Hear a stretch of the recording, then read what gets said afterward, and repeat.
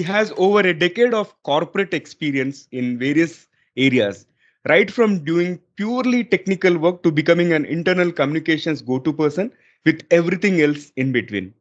And her purpose in life is three I's, which stand for inspire, influence, and impact. Let us learn more about three I's in the episode. And she lives her purpose through content and talks. Bhavna Rao has authored three books, and she's a two times TEDx speaker, a human centered thought leader, multipod, coach, and founder of LetMeListen.in. Very interesting. In today's episode, let's get Bhavna's insights on leadership and entrepreneurship. This is the Guiding Voice podcast series, TGV, for a better future. This podcast is to help professional students, IT employees, and entrepreneurs to shape their careers. So, folks, in case if you have not rated and reviewed our podcast, request you to provide your rating and leave a candid review because every rating and review will motivate us to bring in more and more useful content to you. This is your host Naveen Samala, and I have about 18 years of rich and diverse experience in the IT industry. In every episode, we interact with industry experts or thought leaders or academicians or coaches across the globe to drive some insightful conversations that will help each one of you learn some amazing stuff. Also, we share an interesting trivia or a fun fact towards the end. And you'll acquire more knowledge per every minute by tuning into TGV than any other podcast in this space. Thank you so much for tuning in. So, folks, today we are going to discuss a topic entrepreneur as a leader. And we are pleased to have Bhavna part of TGV's journey in shaping the careers and lives of millions across the globe. Bhavna, I'm really proud to have you part of TGV and welcome to TGV. Thank you so much for the wonderful introduction, Naveen. And I'm really happy to be here. I'm happy that you gave me an opportunity to speak at this platform where the guiding voice itself makes a lot of sense because people all definitely need that at every stage of life. Thank you for having me here. It's my pleasure. Likewise. And Bhavna, let's kick off our conversation. Maybe let's start with your career journey and top three things that have helped you so far. Okay, so I started off way back in 2008 as a Java developer. And I come from industrial engineering and management background and had no clue about coding or anything of that sort. And yet, it didn't take me too long for me to get adjusted to that atmosphere or that way of learning. And then I consciously shifted from there to various other fields, from process management to improvement to being an evangelist for org change, trainings, to project management. And while being a project manager, I've done various things like even global campaigns for the global leadership and internal communications to wellness and whatnot. So it's been a diverse you can say a range of things that have come to me. I wouldn't say that I have done it because it's come to me, and thankfully I have been able to acknowledge that, and I have been able to take it in my stride, and I've been able to put in the best that I know into it. So that's how my journey has shaped up. In between, there have been lots of certifications and coaching and mentoring as well during my career break period. And when you ask about the top three things that have actually shaped me or the entire journey, the biggest things that have really shaped my entire life and not just the corporate career that I have is to take things as they come by. Get into the flow. Anything that comes to you has its own purpose and meaning. And when it comes to you, you know that it has come to you only because you can handle it. So taking things as they come by has made me probably have diverse. The journey is actually from one corner to the other. So that's how it is. Then the second thing, probably it's my ability to bounce back. So I would say debacles are maybe certain things that have really helped me along the way. So my resilient power is something that has really helped me come out of difficult situations in life. Third thing being, I'm highly optimistic, sometimes even to a fault. So when that kind of an optimism is present, and I'm thankful for that fire in me, when that happens, right, you know that you can tackle anything, and tomorrow is anyway going to be a better day than today. So these are the things that have kept me going. I'm getting charged up. And when you started sharing each of the top three things, right? And Let me talk about some of the commonalities. Even I started as a Java engineer. Of course, I come from computer science background. And in fact, I also am still part of the process and change management. I serve as a global continuous improvement, and I served as a project manager. And I was part of wellness initiatives. I think a lot of coincidences. And I see that you are really passionate about various opportunities that are coming your way. And one important thing which I like the most is being optimistic, like because if we believe in certain things, okay, this is going to come in our way because of certain purpose, and definitely that is going to take us to a next level. So this has been enchanting conversation. So let me move on to my next question, Bhavna. I was going through your LinkedIn profile and found this interesting stuff. 3 I principles, which I mentioned in the intro as well, like inspire, influence, and impact. Can you elaborate a bit on that? Sure thing, it'll be my pleasure. So, I'm a person who's basically driven by instinct and intuition. So, one lazy afternoon, there were certain things that came to my mind, and I know it was probably not my mind, it was my heart speaking. And that was about my venture. Let me listen. The 3 I's that came to me became a part of the larger vision that I have for things that I do. Okay. One is inspire, influence, and impact.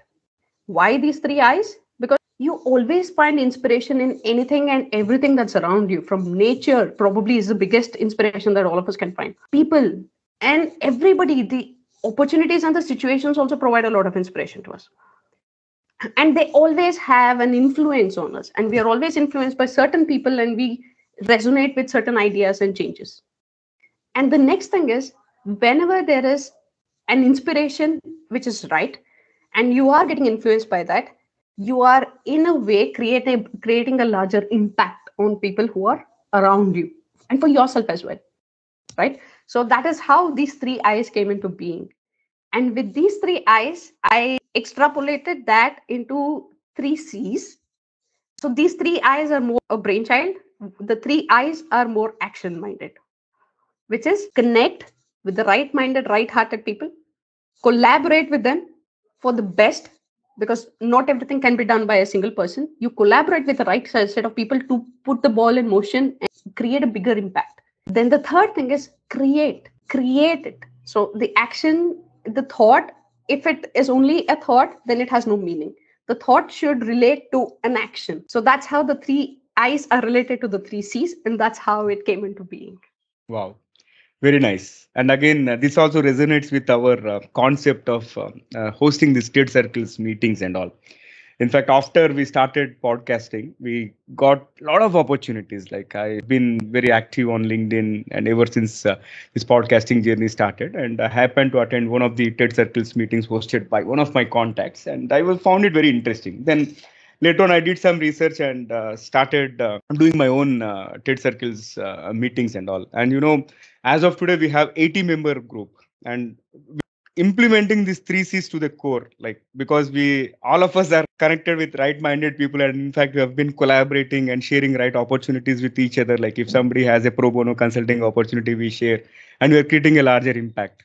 I think I can relate to that. And yeah, this is very profound thoughts. 3 I's and 3 C's.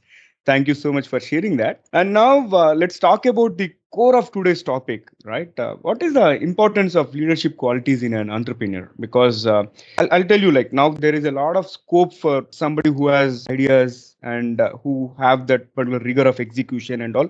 They have immense opportunities to flourish, but not everybody that has an idea will become an entrepreneur. Right. So, in that sense, how do you think these leadership qualities are going to help an entrepreneur? That's a very wonderful question and very provoking at that, Naveen. See, the way I view entrepreneurship is about, solving individual or team or the societal problems at large.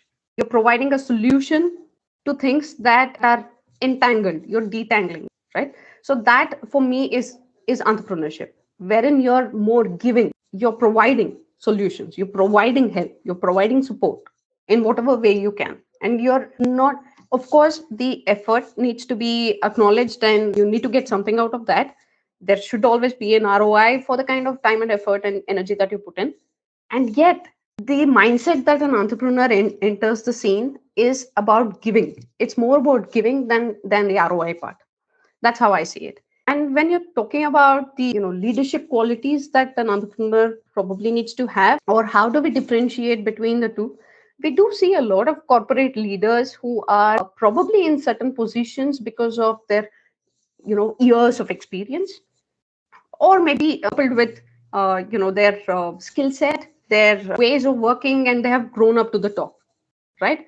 But not all of them probably have the kind of qualities that you look forward in a leader, right? To give you an example, how a leader can exhibit the leadership qualities, and you can even act as an entrepreneur within a corporate scenario. You need not start something on your own to become an entrepreneur. You can have the kind of mindset within a corporate scenario and still be called or work as an entrepreneur. So when you are in a particular position of authority, and you know that there are people who are dependent on your decisions, be giving there as well. Be caring, be understanding, be kind, understand their perspective, go that extra mile, and learn what their needs are. The moment you do that, you are working as a leader, you are working as an entrepreneur, and not just out of power and authority where you know that only the deadlines have to be met and nothing else cares or matters to me. So that's how I see that both are intertwined, both need to go hand in hand wherever you are. It's not about you having your own business or you being an employee at some place. You can exhibit your entrepreneur or leader skills anywhere. That's how I see it. Wow, very nice. So mainly it's all about giving, right? And being empathetic and displaying that human nature of it, irrespective of whether you want to accomplish a task and all. And one main important point that resonated with me is solving a societal problem. Because if we look at any other successful entrepreneurs, right, they picked up something which is existing as a problem and they try to provide a solution. Thank you for explaining so clearly. Now let's talk about an entrepreneur who inspired you with his or her leadership qualities, if you want to share with our audience. There's not one, there are three to start off with. And all three belong to the same family, the Oh, Tatas. Okay, right from JN Tata to JRD Tata to Ratan Tata now. And I truly respect and believe in their ways of working, which has kept me going probably right from my high school days. And I have been really, really inspired by their ethical business sense and integrity, which goes far beyond what anybody can describe. And one serious thing that has stuck with me ever since I read a particular book called Beyond the Last Blue Mountain. It is about J.R.D. Tata. Is about the way he, it seems, would answer every single. There was no email at that point in time, right? There was only postcard or letters. So he had this habit of answering every single one of them. And you can imagine, we probably complain of not having time or not being able to make time, and he running a huge business uh, entity, and he making time to not leave a single letter unanswered. That goes a long way about the kind of connect he wanted to have with people, who he wanted to actually serve them. I mean, that's exactly what it means, right? You don't leave anyone unheard, and people want to be heard. That's one of the biggest things that I can say. wow. I completely resonate with you. In fact, their humbleness, right? Especially Ratan Tata, there have been many stories about the way he is going to interact even with the employee at the ground level, right? And the kind of demeanor that he is going to display, right? That is so inspirational. All right. So thank you for sharing those. And now let's talk about the first-time entrepreneurs. Like, how should they start building their teams? Because today, if you are talking about entrepreneurship, somebody even at the age of 16 are venturing into their own startup space. Likewise, since the opportunities are abundant, anybody can become an entrepreneur. Like, what would be your take on how should they build their teams? For one, I always feel that some bit of experience probably is required to understand what life is all about and what is the problem that you're trying to solve. And yet there are certain people who are, it's a very, very fast age, and the generations that are Gen Z, which is there at the moment right now, they are faster than you can imagine them to be. And probably they already have an idea which can solve a particular problem within a person or a team, organization, or maybe the nation or society at large, right? So they probably have that, and we must give them a platform where they can exhibit themselves. And all said and done, an idea is an idea, and idea when it comes into fruition, you will know whether it's working or not. And it's a great thing that I really like it that they're starting off very early.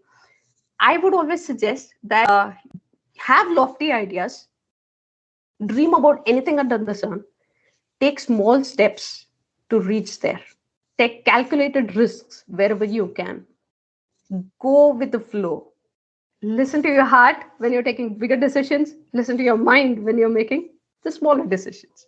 Have your logical thought, yes, but go with your heart. You always know that it's right.